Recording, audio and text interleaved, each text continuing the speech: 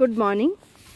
पिछले वीडियो में हमने अधिनायक तंत्र का क्या तात्पर्य होता है और अधिनायक तंत्र के कौन कौन से मूल लक्षण होते हैं उसका अध्ययन किया था। आज के इस वीडियो में हम अधिनायक तंत्र के कौन से गुण हैं और अधिनायक तंत्र में क्या दोष है, किस आधार पर अधिनायक तंत्र की आलोचना की जाती है, इसका अध्ययन करेंगे। सर्वप्रथम हम अधिनायक तंत्र के गुण देखें तो पहला गुण अधिनायक तंत्र का माना जाता है कि अधिनायक तंत्र में शासन में एकता और कुशलता बनी रहती है। क्यों? क्योंकि अधिनायक तंत्र में शासन की जो शक्ति होती है वो एक ही व्यक्ति में निहित होती है। कानून निर्माण, प्रशासन या न्यायिक कार्य, सारे कार्य एक ही व्यक्ति द्वारा किए जाते हैं।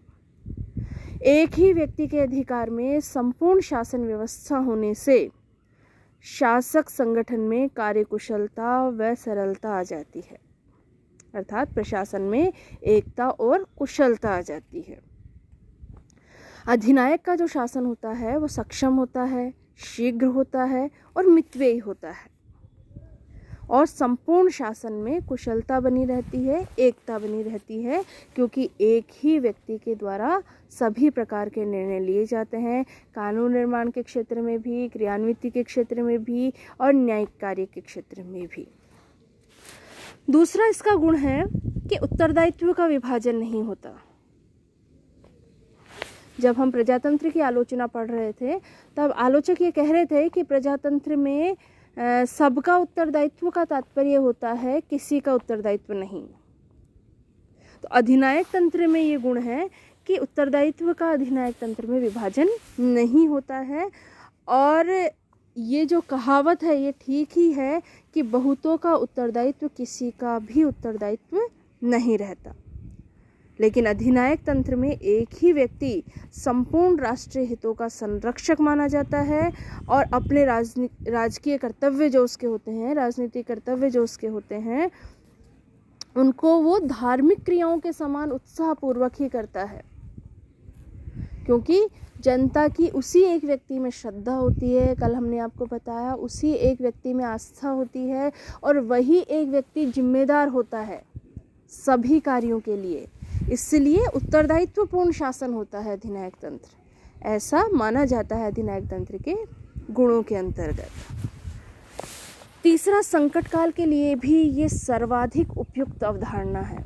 जो अधिनायक तंत्र शासन व्यवस्था है वो संकट काल के लिए भी अत्यधिक उपयुक्त है, क्योंकि राष्ट्रीय संकट जब आता है तब शीघ्रता से और साहस से निर्णय लेने और कार्य करने की आवश्यकता होती है, जबकि प्रजातंत्र में या कुलीन तंत्र में इस प्रकार का कार्य नहीं किया जा सकता। संकट काल में केवल एक अधिनायक ही आंतरिक प्रशासन व वैदेशिक संबंध का कार्य भली भांति करते हुए अपने देश की प्रतिष्ठा में वृद्धि कर सकता है, अपने देश की प्रतिष्ठा को बढ़ा सकता है, क्योंकि सब जिम्मेदारी, सब दायित्व उस एक व्यक्ति का ही होता है।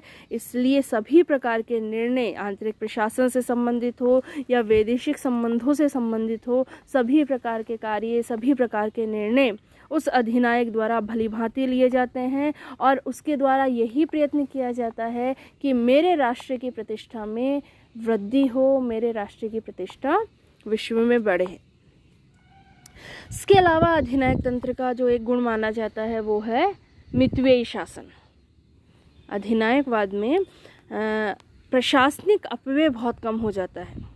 क्यों? क्योंकि न तो शासन व्यवस्था के संबंध में लंबा चौड़ा प्रबंध करना पड़ता है, न ही चुनाव आदि के संबंध में उनके प्रबंध में धन का अपव्यय करना पड़ता है। तो इसलिए शासन व्यवस्था मितव्ययी हो जाती है। मितव्ययी अर्थात कम खर्चीली हो जाती है। ये भी अधिनायक तंत्र का एक गुण माना जाता है। इसके अलावा राष्ट्रीय भावना का जागरण। कल हमने आपको बताया अधिनायक तंत्र के जब मूल लक्षण हमने पढ़े तब हमने आपको बताया था कि अधिनायक तंत्र में व्यक्ति की राष्ट्रीय भावनाओं को भड़काकर चरम सीमा तक पहुंचा दिया जाता है, ताकि लोगों में राष्ट्र के प्रति भक्ति रहे, राष्ट्र के प्रति लगाव रहे। तो जो अधिनायकवादी शासन व्यवस्था है वो राष्ट्रीय भावनाओं को जागृत करने में बहुत अधिक सहायक सिद्ध होती है। जर्मनी और इटली, जहाँ की नाजीवाद और फांसीवाद जैसे अधिनायकवादी शासन स्थापित हुए, वो इसके प्रत्यक्षतः उदाहरण है कि किस तरह वहाँ के लोगों में राष्ट्रीयता की भावना कूट कूट कर भरी हुई थी। तो ये अधिनायक तंत्र के कुछ गुण थे। इसके बाद हम अधिनायक तंत्र के दोष देखें तो अधिनायक तंत्र में मानवीय विवेक का पूर्णतः अंत हो जाता है। कैसे? कि अधिनायक तंत्र लोगों को खाने पीने की और दूसरी भौतिक सुविधाएं तो दे सकता है, लेकिन मानव जीवन का लक्ष्य तो ये नहीं होता ना।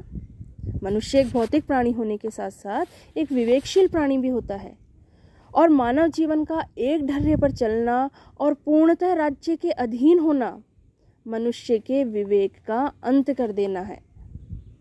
और मानवीय विवेक मनुष्य का मानवीय जीवन का सबसे महत्वपूर्ण, सबसे बहुमूल्य गुण है, और अधिनायक तंत्र उसका ही अंत कर देता है।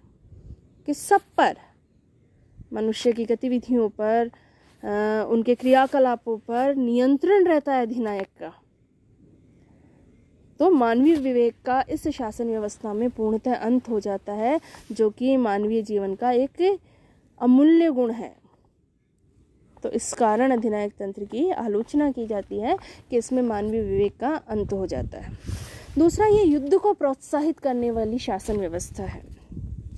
अधिनायकवाद का जो अस्तित्व है वो उत्साहपूर्ण सफलताओं पर निर्भर करता है, और जनता के मस्तिष्क को सदैव अपनी ओर आकर्षित करने के लिए अधिनायकवाद युद्ध आदि कार्यों का आश्रय लेता है, ताकि लोगों में राष्ट्रीयता की भावना बनी रहे, लोगों में सत्ता के प्रति भक्ति और श्रद्धा बनी रहे। तो ये सदैव युद्ध का आश्रय लेते रहते हैं।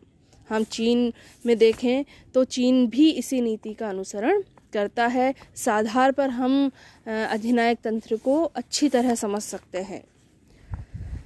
योग्य उत्तराधिकारी प्राप्त हो, ऐसा संशय अधिनायकवाद में बना रहता है। अच्छे प्रशासन को एक लंबे समय तक अधिनायकवाद में जारी नहीं रखा जा सकता, क्योंकि एक योग्य अधिनायक का सुयोग्य उत्तराधिकारी ही प्राप्त होगा, ऐसा संशयपूर्ण होता है। साधारणतया तो क्या होता है, एक अधिनायक की मृत्यु के बाद अशांति और अव्यवस्था उत्पन्न हो जाती है। तो योग्य उत्तराधिकारी मिलेगा, अधिनायक जो है, जो सत्ताधारी व्यक्ति है, उसके बाद योग्य उत्तराधिकारी ही प्राप्त होगा, ऐसा भी संशयपूर्ण रहता है। शासन शक्ति का दुरुपयोग होता है। अधिनायकवाद में शासक को बिना किन्हीं प्रतिबंधों के शासन करने का पूर्ण अधिकार प्राप्त हो जाता है। और एक प्रसिद्ध कथन है कि निरंकुश शक्ति शासक को पूर्णतया भ्रष्ट कर देती है। तो अधिनायक के द्वारा अत्याचार और अनाचार का मार्ग अपना लिया जाता है इन प्रतिबंधहीन शक्ति के प्रयोग करने के कारण, और कभी कभी तो ये अन्याय और अत्याचार बहुत अधिक बढ़ जाते हैं। तो इन आधारों पर ही मैं कह सकते हैं कि अधिनायकवाद के अंतर्गत एक ही व्यक्ति के हाथ में संपूर्ण शक्ति होने के कारण शासन में कुशलता आ जाती है। लेकिन इस प्रकार की प्रशासनिक कुशलता केवल कुछ समय के लिए ही होती है, और कुछ समय के बाद अन्याय और अत्याचार की स्थिति व्याप्त हो जाती है, और स्थिति बहुत बदतर हो जाती है। अधिनायकवाद मानवीय स्वतंत्रता के सिद्धांत और वर्तमान समय के अनुकूल भी नहीं है। अतः ये स्पष्ट है कि अधिनायकवादी शासन व्यवस्था श्रेष्ठ शासन व्यवस्था नहीं है। श्रेष्ठ शासन व्यवस्था की श्रेणी में हम लोकतांत्रिक शासन व्यवस्था को ही रख सकते हैं, अधिनायकवाद को नहीं। धन्यवाद।